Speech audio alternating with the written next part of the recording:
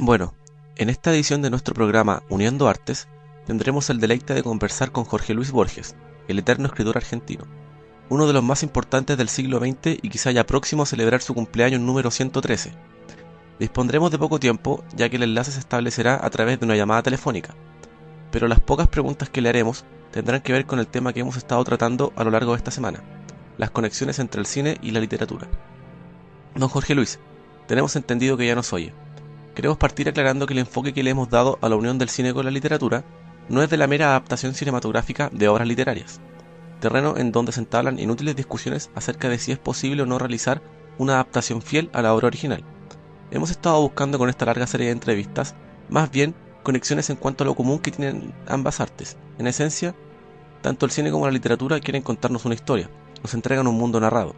Quizás podríamos decir que a través de una interpretación de la realidad, los autores buscan expresar otra.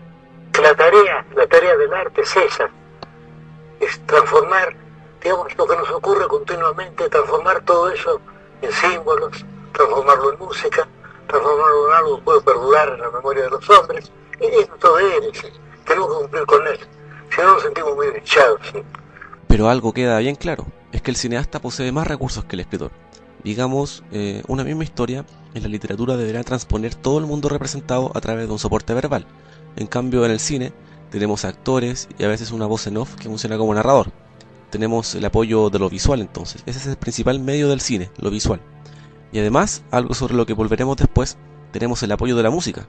Si bien sabemos que la literatura trabaja con todos estos medios del cine, de otra forma los trabaja la literatura. De otra forma la literatura trabaja con la música. Sí, pero en el caso del escritor, tiene el deber, gozoso de ver muchas veces, de transmutar todo eso en símbolos. Esos símbolos pueden ser, me imagino, pueden ser colores, pueden ser formas, pueden ser sonidos. En el caso del poeta son sonidos y también son palabras, fábulas, relatos, poesías. Lo hemos llamado don Jorge Luis porque hace unos cuantos días que venimos trabajando con una película llamada Michael Clayton, en donde encontramos claramente la utilización de un recurso literario que es muy propio de usted, el libro ficticio. En esa película, al igual que en muchos de sus cuentos, el libro ficticio presentado de forma concisa, a través siempre de un resumen hecho por algún personaje tanto en la película como en sus cuentos, aquel libro ficticio aparece como la contención de todo un mundo sobre el que luego se puede reflexionar en el resto de la obra o incluso ese mundo puede invadir de cierta forma la otra realidad externa de ese libro ficticio. Lo hemos llamado porque el director de la película nunca ha reconocido una influencia directa de usted, pero de la misma forma usted nunca nos ha dicho de dónde le ha nacido la inspiración inicial para este recurso, salvo en una charla dada a principios de los 90, donde algo mencionó sobre la influencia de las culturas orientales en este respecto. La poesía oriental en general, la poesía china, la poesía japonesa, ese deseo de dar todo, de dar una fragancia, de dar tantas cosas, unas pocas palabras necesarias. La síntesis, la esa concisión. síntesis, eso nos ha enseñado, Una literatura que cree la posibilidad de que un hombre diga todo en unas cuantas palabras casuales, que no son casuales desde luego, me parece, de la cultura china, de la cultura japonesa también, el hecho de ser sobrio, de ser conciso, de decir todo con un mínimo de énfasis, eso me parece muy lindo. Y sobre todo para mí, que tiendo a ser enfático, es una elección.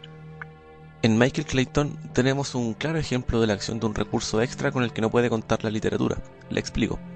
La primera aparición del libro ficticio llamado Reino y Conquista en la película se hace a través de un resumen que presenta el hijo del protagonista. Este niño le habla a su padre del libro mientras viajan en el auto y mientras lo hace, no se oye ninguna música. Pero luego de esta escena, cada vez que el libro ficticio vuelve a aparecer de alguna forma, una música se escucha de fondo. Esta melodía se vuelve repetitiva y trabaja con la mente del espectador, casi de manera inconsciente, como si fuera un... ¿cómo decirlo? Una escritura secreta, que está entre las líneas de escritura pública. Claro, es una escritura entre líneas, usted lo ha dicho muy bien. Y es curioso, porque finalmente se logra una mezcla de distintos medios que el escritor debe explorar solo a través del medio verbal, pero en la película están diversificados. Me explico en mayor profundidad sobre esto mientras escuchamos de fondo la melodía de la película de la que tanto hemos hablado. La segunda aparición del libro Reino y Conquista también es un resumen que efectúa el niño, pero a otro personaje esta vez. De fondo para esta escena tenemos la música que alude al libro ficticio. La tercera aparición del libro es cuando el protagonista se encuentra en el departamento de su amigo y encuentra el libro sobre una mesa. El protagonista lo ojea y mientras se nos muestran en primera plana las páginas del libro y sus dibujos, se escucha tenuemente esta música que ahora oímos. Y finalmente, la escena crucial de la película es cuando el protagonista se salva de la muerte por bajarse de su auto e ir en busca de unos caballos sobre una colina. El protagonista se baja de su auto, pues la imagen real de los caballos que está viendo sobre la colina se parecía mucho a uno de los dibujos contenidos en el libro. Uno podría no darse cuenta de que es una alusión al libro ficticio, pero nuevamente, durante toda esta escena tenemos de fondo la música que nos ayuda a comprender que, de cierta forma, una parte del libro ha entrado en la vida del protagonista, es decir, la fantasía ha invadido y salvado la vida del personaje. Bueno, don Jorge Luis, me avisan por interno que es hora de ir con un tema musical y que luego retomaremos el contacto. Esta canción se la quiero dedicar, se llama El libro que yo escribo, porque después de todo, ya que hablamos del libro ficticio, podríamos preguntarnos, ¿qué es un libro ficticio? ¿Acaso el hecho de que se nos presenten unas cuantas páginas, un resumen del mismo, ya no le concede un carácter real? Es el contacto que efectúa con nosotros el importante. Ese ápice de un mundo es el que nos interesa, y tal vez sean más ficticios aquellos libros que nunca llegamos a leer y quedan olvidados en una repisa. Porque si no, un texto, mientras no es leído, que no existe. No es leer símbolos en papel, que es importante. Yo diría que el poema renace cada vez que lo leen. Porque si no, ¿qué es una serie de símbolos?